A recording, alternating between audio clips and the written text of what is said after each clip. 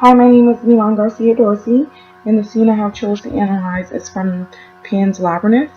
It was released in 2006, originally in Spain, so it was in Spanish. I did watch it with English subtitles. I chose this film because it was my favorite in all that we have viewed thus far, and I love how the director incorporated fantasy and real life. The film is about it's set in Spain, spring of 1944, so about 5 years after the Spanish Civil War, during the Francoist period. And it actually shows two sides after the war. So basically, how after the war, the war wasn't really over. It shows the side of the rebels versus the Francoists, which would be in the film Captain Vital versus the rebels who plan to take him down. The scene that I have chosen is towards the end of the film. For me, it was a really powerful scene, and it kind of wraps up the film, shows how the characters have developed from the beginning to the end, um, and it kind of sets everything's in place and sends the message clear. And I'm going to start the film, and then I will stop it where important things.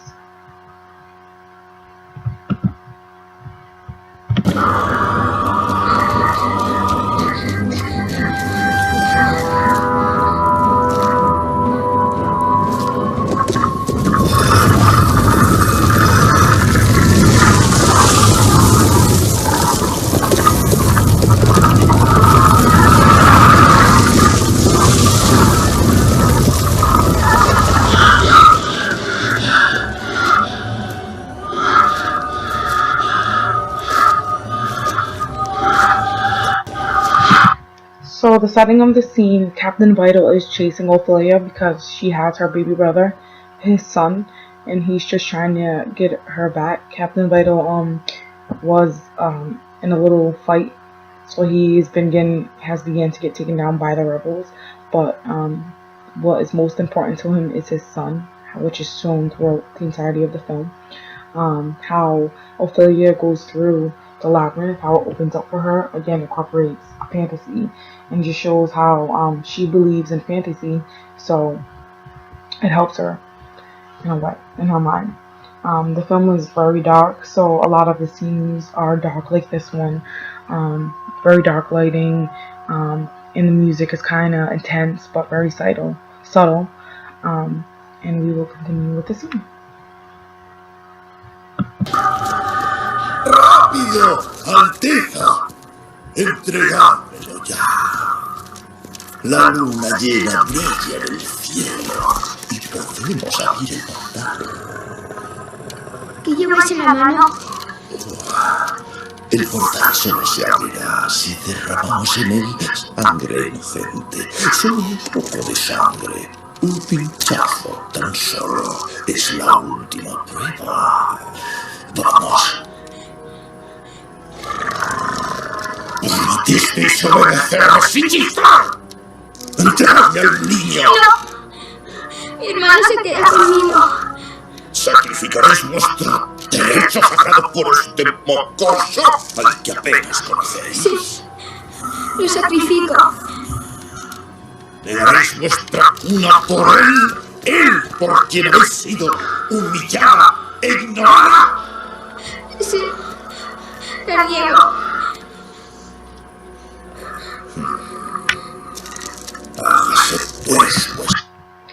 So in this part, the fawn is introduced or shown, and this is again a piece of the fantasy. So a lot of detail with the fawn. I love the detail of all the fantasy characters. To me, those are the most fun scenes. Again, Captain Vital does not see the fawn because he does not believe in fantasy or the fawn. And Ophelia being a child, she believes, so she therefore sees the fawn. Constantly throughout the film, the fawn makes Ophelia decide between her family and completing tasks for the fantasy world. He tells her that she's a princess in the fantasy world, and in order for her to take her throne, she must complete a number of tasks. But as this is all going down in the real world, she has problems. She has some problems. Her sick mom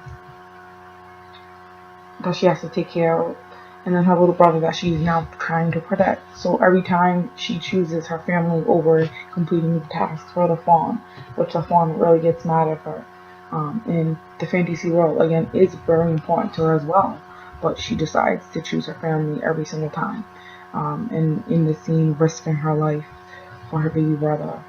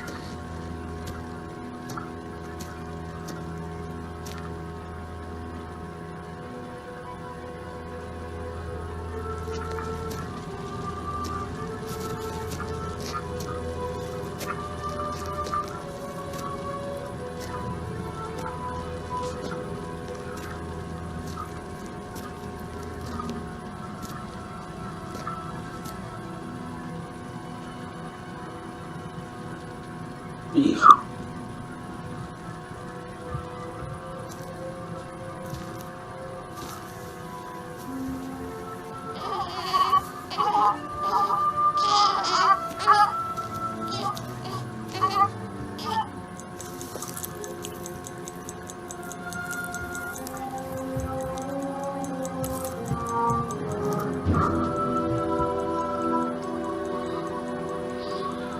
Decirle a mi hijo.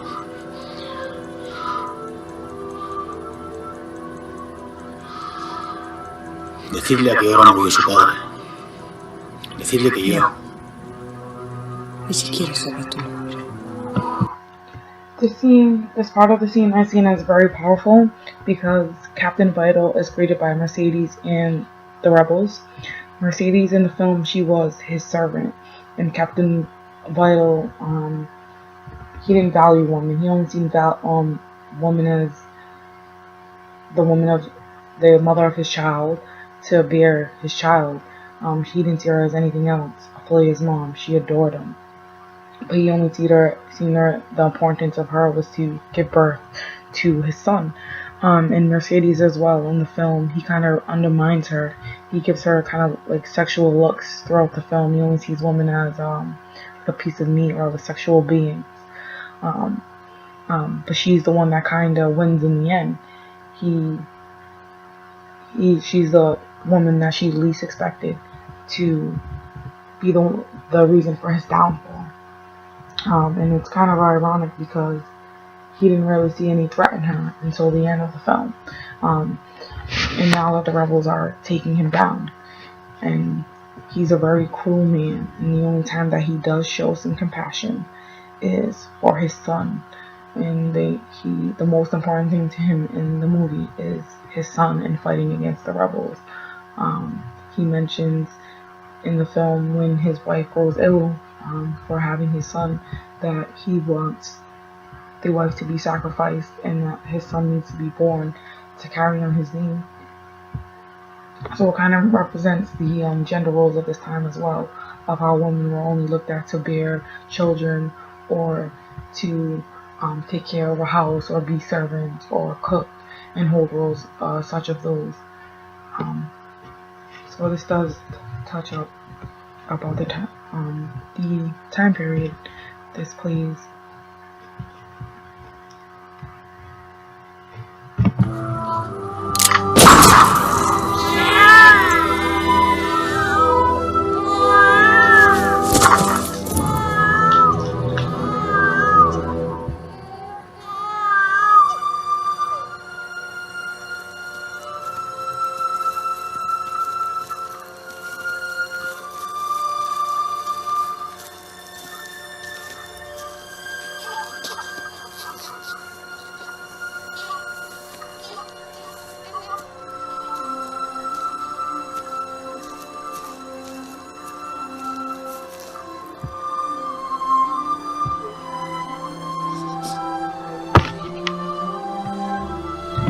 So in this scene, this actually was the opening of the movie, and then now it comes back to the scene, kind of tying it all together.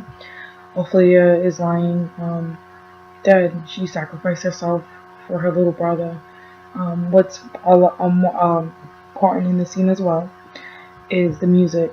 The music, it comes back again to the opening scene. It plays the same song, which kind of this music plays throughout as things get intense. And I find the music kind of subtle. It really fits the vibe of the film. It kind of keeps you in touch and kind of feeling what Ophelia and Mercedes is feeling in the scene.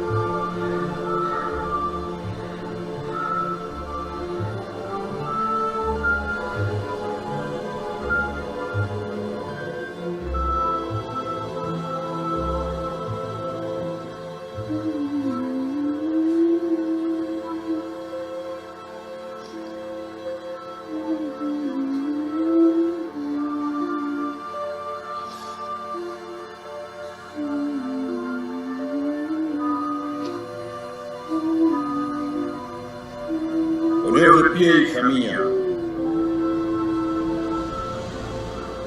Acercaos.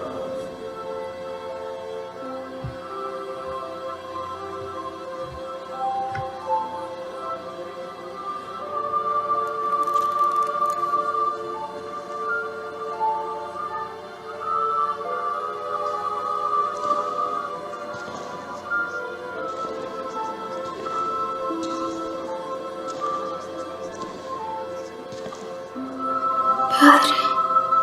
Habéis derramado vuestra sangre antes que la de un inocente. Esa era la última prueba, la más importante.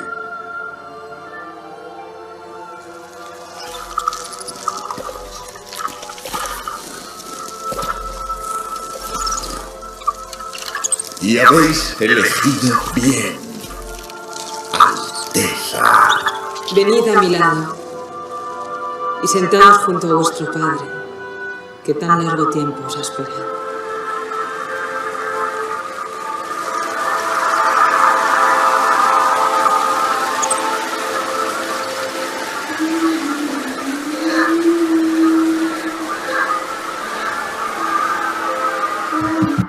I was heartbroken when Ophelia was shot, but it was kind of expected because at the end it was only Ophelia versus Captain Vital, without her mom being there or being able to protect her, and Captain Vital kind of showing his true feelings about Ophelia and how he didn't really have any kind of love or any kind of softness for her. And so he kills her. But then she goes into this fantasy world when she dies, and this is when the only time brightness is shined or is shown. It's when the light comes. So even though that she died, it's kind of like she's born again or entering this new battle world with her father and her mom in the fawn. And ultimately, even though she didn't make the right decisions by handing over her baby brother or doing exactly what the fawn asked her to do, she wins in the end. She learns her lesson by sacrificing herself for her baby brother, and that was the most important to her. So she chose over being a princess or her fantasy world, and she still got that in the end.